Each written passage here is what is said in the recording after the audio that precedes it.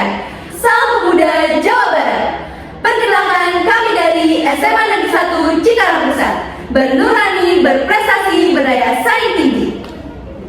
Perkenalkan, nama saya Khairin Aprilia selaku pembicara pertama.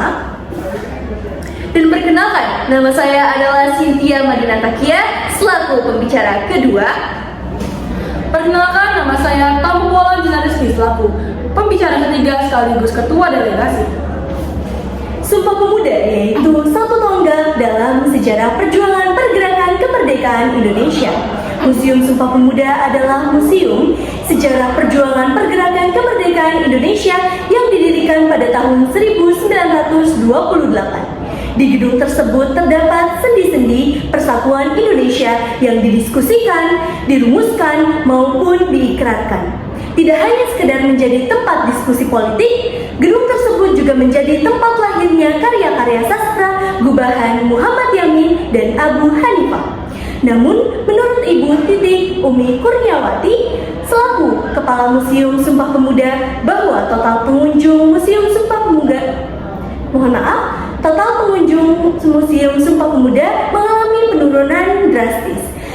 Dibuktinya yaitu pada tahun 2017, Museum Sumpah Pemuda memiliki pengunjung sebanyak 23.000 pengunjung. Sedangkan pada tahun 2018, total pengunjung Museum Sumpah Pemuda mengalami penurunan drastis menjadi 20.700 pengunjung. Hal tersebut sangat disayangkan karena Museum Sumpah Pemuda adalah satu-satunya museum yang mendokumentasikan sejarah Sumpah Pemuda dan perjalanan Sumpah Pemuda secara lengkap, dan tujuan utamanya yaitu memperkenalkan serta menerapkan nilai-nilai Sumpah Pemuda kepada masyarakat di Indonesia. Terima kasih kepada pembicara pertama telah membahas tentang pengenalan Museum Sumpah Pemuda. Di sini saya akan membahas tentang fakta yang telah tercatat pada tahun 2018 hingga 2019. Museum Sumpah Pemuda mengalami penurunan koleksinya, yang awalnya targetnya adalah 1.000 menjadi 522 koleksi. Dan tercatat pada tahun 2018 hingga 2021, Museum Sumpah Pemuda mengalami berbagai banyak macam hambatan. Salah satunya adalah yang pertama, kurangnya optimal dalam publikasi yang berkaitan tentang Museum Sumpah Pemuda ataupun sejarah Sumpah Pemuda, sehingga berdampak kepada pelaksanaan kegiatan ataupun perlombaan yang tidak mencapai target. Lalu yang kedua adalah lokasinya yang kurang strategis sehingga mengakibatkan tidak adanya lahan parkir dan juga untuk tempat menjual souvenir ataupun kantin. Lalu yang ketiga adalah masih banyak masyarakat yang belum mengetahui akan adanya keberadaan Museum Sumpah Pemuda tersebut, sehingga rendahnya angka kunjungan kepada museum. Lalu yang keempat adalah kurangnya SDM di setiap bidangnya Museum Sumpah Pemuda. Tercatat pada tahun 2018, Museum Sumpah Pemuda mengalami kekurangan SDM di bidang sejarah, desain, dan juga kimia. Sejarah, desain, dan juga kimia, yang dimana itu berdampak kepada pelaksanaan kegiatan ataupun lomba dan juga media sosial dalam hal publikasi. Lalu selanjutnya adalah terbatasnya alat dan bahan konservasi sehingga perawatan konservasi menggunakan alat yang seadanya. Lalu yang selanjutnya adalah tidak kesesuaian penomoran inventarisasi dengan UPT lain. Dan yang terakhir adalah adanya revisi anggaran yang mendatang sehingga pelaksanaan kegiatan proses perencanaan pun terhambat. Baik, terima kasih kepada pembicara kedua yang telah menjabarkan data, fakta, serta hambatan dari Museum Sumpah Pemuda. Selanjutnya saya sebagai pembicara ketiga akan menjabarkan solusi dari permasalahan yang telah disampaikan. Tercatat pada tahun 2019 dan 2021, pengelola Museum Sumpah Pemuda telah melakukan berbagai upaya demi meningkatkan integritasnya.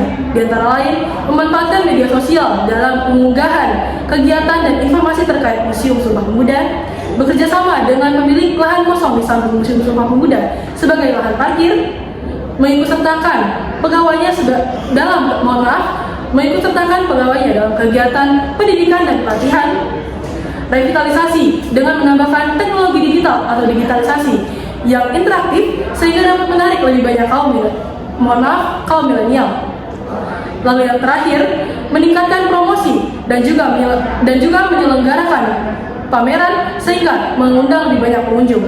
Yang dapat kami simpulkan bahwa pengelola Museum Sumpah Pemuda telah melakukan berbagai upaya yang sesuai dengan permasalahan yang ada. Akan tetapi, sayangnya belum dapat terlaksanakan dengan maksimal. Maka dari itu, kami menyediakan 4 solusi demi mendukung dan membantu memaksimalkan upaya yang telah terlaksanakan. Yang pertama, pada inovasi infrastruktur, kami memiliki visi dalam memperbaiki infrastruktur, khususnya pada tata letak museum, interior, dan juga tata lampu. Lalu yang kedua, merekrut relawan sebagai pemandu museum dan juga memperkenalkan museum kepada masyarakat dan melalui media sosial, terkhusus pada Gen Z dan post Gen Z. Lalu yang ketiga, merekrut ahli desain grafis tetap guna membuat publikasi yang lebih interaktif, inovatif, informatif, dan juga menarik lebih banyak kaum muda. Lalu yang terakhir, bekerja sama dengan rekan media ketika terdapat kegiatan-kegiatan di Museum Sumpah Pemuda seperti perlombaan, rekrut relawan, ataupun pembukaan lowongan, sehingga mendapatkan jangkauan yang lebih luas. Serta bekerja sama dengan kreator konten di media sosial yang bisa memperkenalkan fitur-fitur menarik di Museum Sumpah Pemuda agar bisa menarik lebih banyak audiens untuk datang ke Museum Sumpah Pemuda. Sekian dari argumentasi kami. Perbuatan atau fakta lebih kuat dari kata-kata. Wassalamualaikum